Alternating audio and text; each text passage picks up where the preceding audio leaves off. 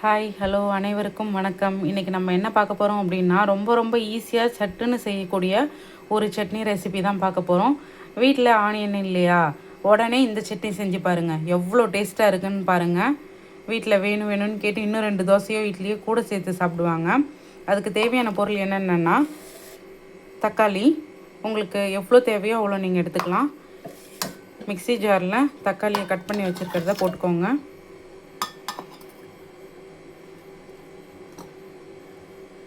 ஒரு துண்டு இஞ்சி சின்னதாக கட் பண்ணி வச்சுருக்கேன், இதை போட்டுக்கலாம்.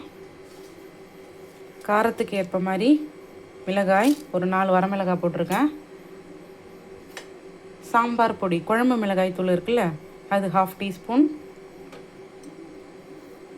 சிகப்பு மிளகாய் தூள் இருக்கா, ரெட் சில்லி பவுடர், இது 1/2 டீஸ்பூன் போட்டுக்கோங்க. பெருங்காயம், தேவையான அளவு உப்பு, இது எல்லாத்தையுமே நைஸாக சட்னி அரைச்சி எடுத்துகிட்டு வந்துடலாம். பாருங்கள், சட்னி அரைச்சி எடுத்துகிட்டு வந்தாச்சு. பார்க்கவே எவ்வளோ கலர்ஃபுல்லாக எப்படி இருக்குன்றது பாருங்கள். சூப்பராக கலர்ஃபுல்லாக இருக்குது பாருங்கள்.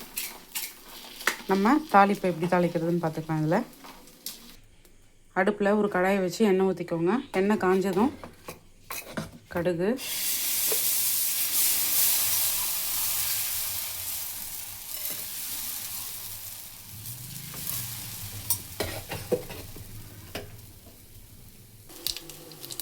கடுகு பொரிஞ்சதும் கொஞ்சமாக கருவேப்பிலை,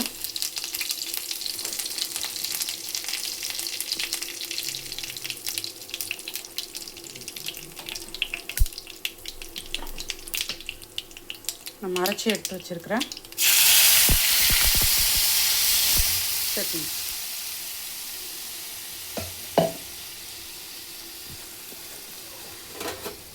கொதிக்கணும்லாம் அவசியம் இல்லை,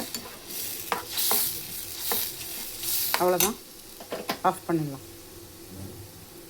இப்படி கலர்ஃபுல்லான சூப்பரான தக்காளி சட்னி ரெடி ஆகிடுச்சு பாருங்கள். பிடிச்சிருந்தா நீங்கள் இதே மாதிரி ட்ரை பண்ணி பாருங்கள். லைக் பண்ணுங்கள், சப்ஸ்கிரைப் பண்ணுங்கள். தேங்க்ஸ் ஃபார் வாட்சிங்.